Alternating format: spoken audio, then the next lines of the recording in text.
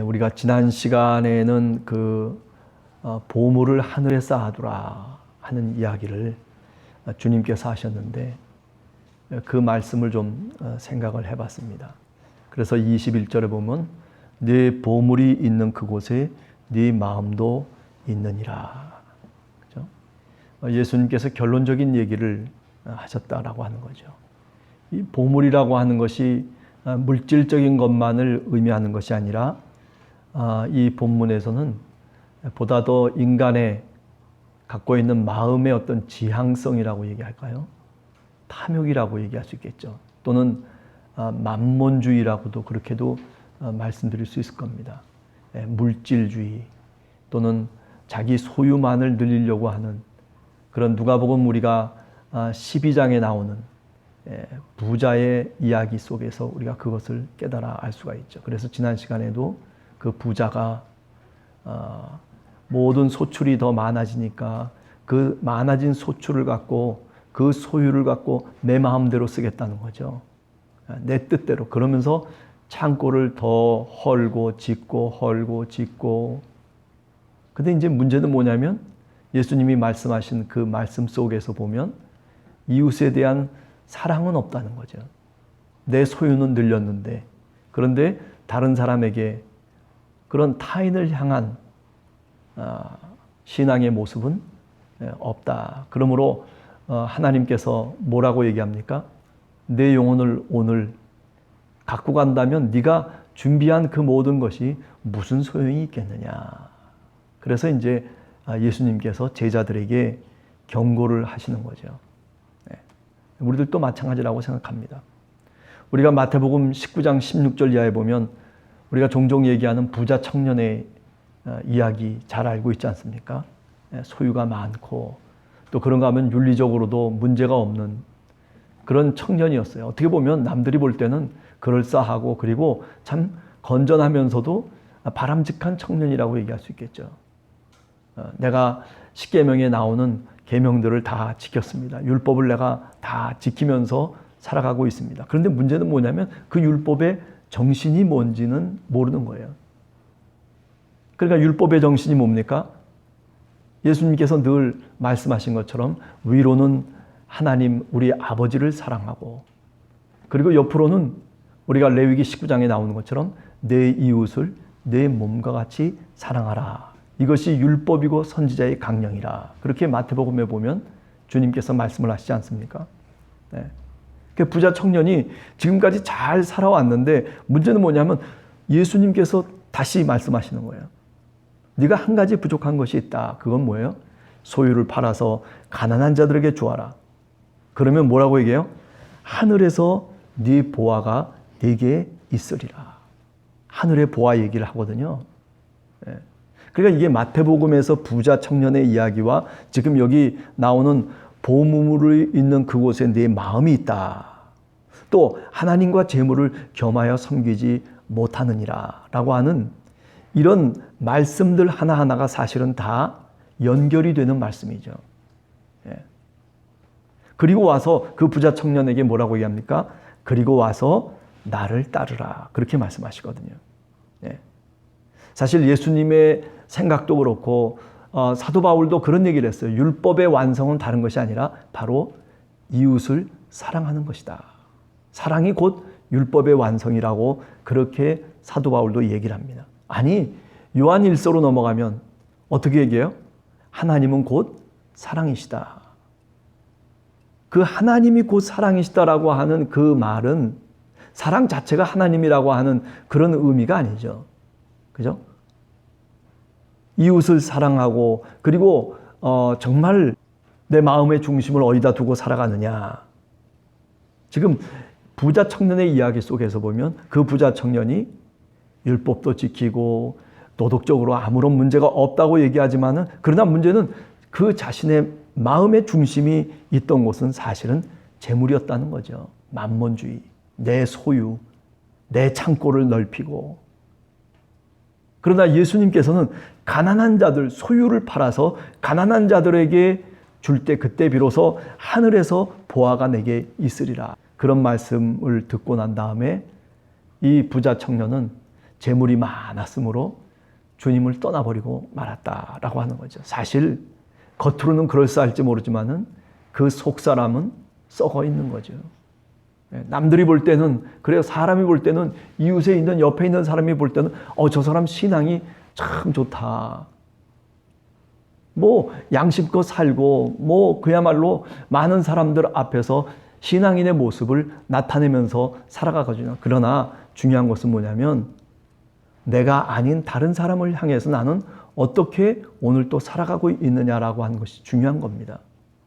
내가 열심히 기도도 하고 내가 열심히 하나님 말씀도 보고 내 영성이 더 풍부해지고 그리고 내 어떤 자격과 내 모습들이 더 화려해질 수도 있을 거예요. 내 속사람이 강해질 수도 있을 거예요. 그러나 그것이 신앙의 전부는 아니라는 거죠. 그것은 반쪽에 지나지 않는 거예요. 그러면 나머지 반쪽은 뭐예요? 나머지 반쪽은 내가 이웃과의 관계. 마태복음은 특별히 그런 것을 굉장히 중요하게 생각하고 있어요. 마태복음 25장에 지난 새벽 기도회 때도 그런 말씀 드렸지만은 그저 양과 염소를 가르는 최후의 심판 이야기를 우리가 잘 알잖아요. 그걸 뭐 백보자 심판이라도 얘기하고. 그런데 그 내용을 보면 어떤 거예요? 이웃을 향해서 어떻게 내가 정말 내 것을 주어 또 내 것을 정말 그 사람들에게 베풀 수 있었는지 사소한 그런 하나의 행동 하나하나가 가난한 자에게, 약한 자에게, 소자에게 행한 그 조그만 일상의 생활 속에서 바로 천국이 갈라진다는 거죠. 양과 염소가 거기서 갈라진다는 거예요. 그 얘기는 무엇을 의미하냐면 마음의 중심을 어디다 두고 살아갔느냐라고 하는 것에 사실은 이야기를 하고 있는 거죠. 그렇습니다. 우리 함께하는 교회 성도들 한 사람 한 사람 세상 속에서 살아가요. 맞아요. 어떤 때는 좀 부자도 되고 싶고 어떤 때는 좀 능력 있는 사람도 되고 싶고 어떤 때는 남이 부러워할 수 있는 그런 어떤 지위에 오를 수 있는 그런 하나님의 축복을 받기를 간절히 원하는 마음 분명히 있죠. 그러나 그렇게 원하는 만큼 하나님의 말씀대로 하나님의 뜻대로 산다고 고백하는 그만큼 또 다른 면이 있다는 것을 우리가 분명히 기억해야 됩니다. 그 또 다른 면이 뭐예요?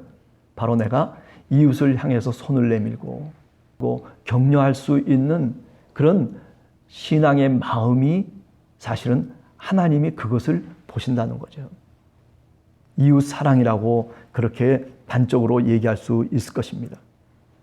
오늘 하루를 살아가면서 여러분과 제가 삶의 자리 속에서 이렇게 조금이나마 이웃 사랑을 일상의 생활 속에서 실천할 수 있는 그런 우리 함께하는 교회 성도들이 되시기를 간절히 원합니다. 이웃 사랑의 실천이라고 하는 게 뭐 그렇게 어려운 것은 사실은 아니에요. 그죠? 내가 먼저 인사하고 내가 먼저 좋은 말을 이야기하고 그죠? 어떤 때는 화가 나도 좀 주님을 생각하면서 참을 수 있고 그래서 오히려 화를 났다가도 다시 손을 붙잡아주고 격려하고 그리고 망가진 관계를 다시 회복해 나가는 것.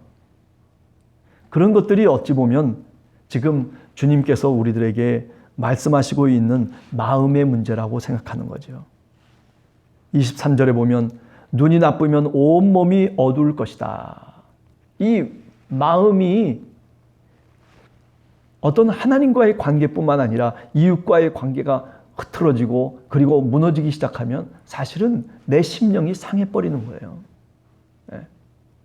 그래서 우리가 내 심령이 상하고 내 영혼이 참 상처를 받고 하는 것 우리가 너무나 힘든 일이지만은 또 그런 것들이 없을 수는 없겠지만 그래서 예수님께서도 실족해 하는 자는 어떻게 한다는 거예요? 연자맷돌을 목에 달고 그리고 빠져 죽는 게 낫다는 거죠. 무슨 뜻이에요? 그만큼 사람과 사람의 관계라고 하는 게 굉장히 어렵다는 거예요. 그죠?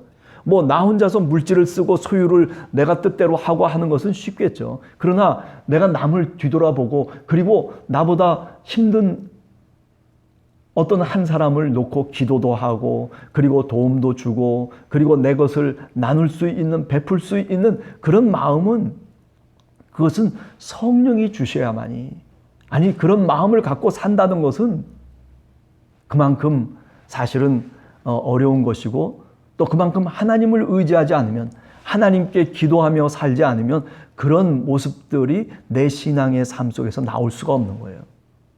내 눈이 어두우면 그러면 할 수 없는 것들이에요. 온 몸이 어두울 것이니라고 얘기하잖아요.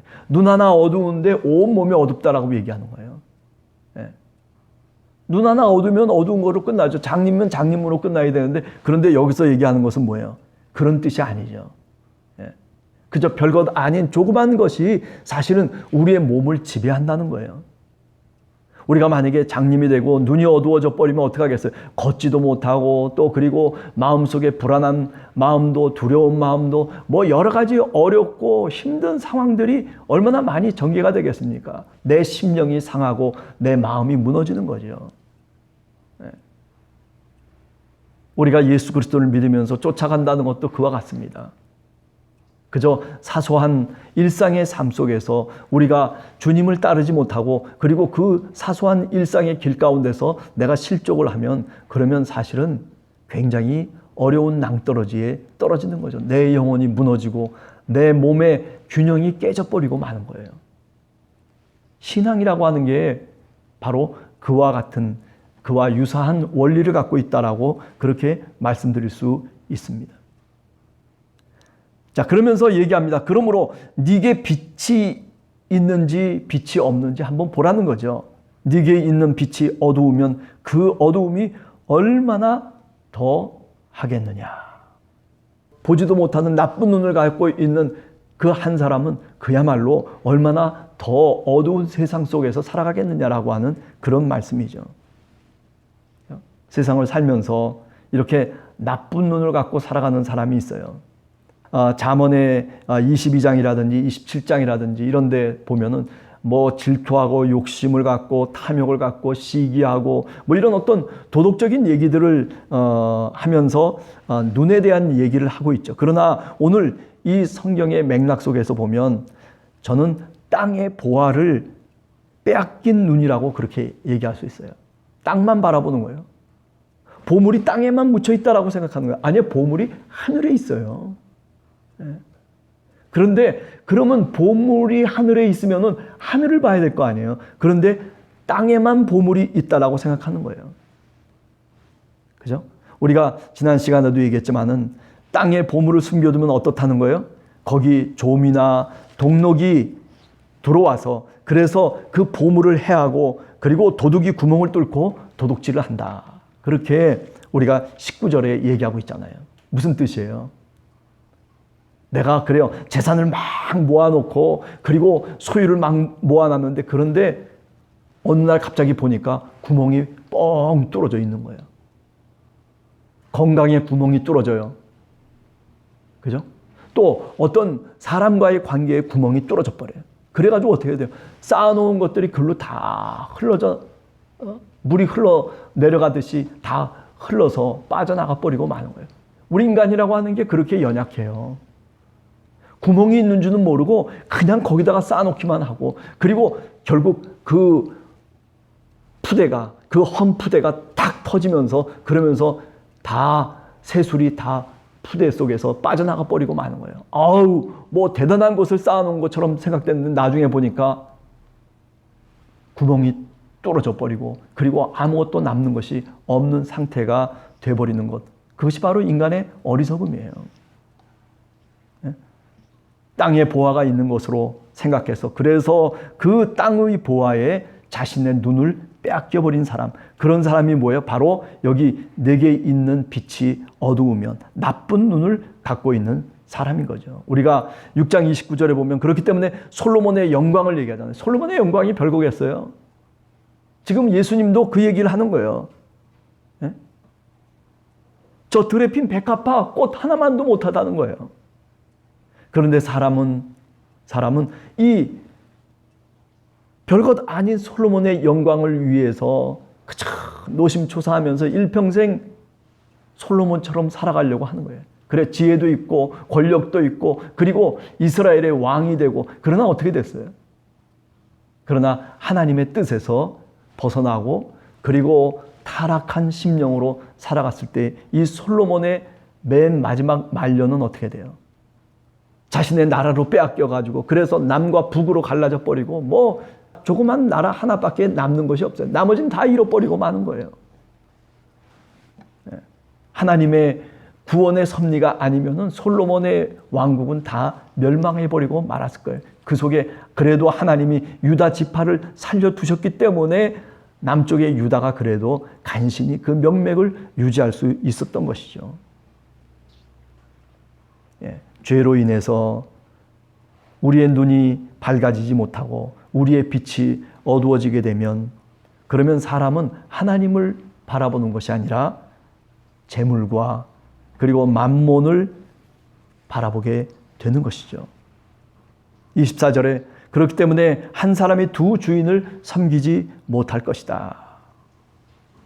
너희가 하나님과 재물을 겸하여 섬기지 못하느니라.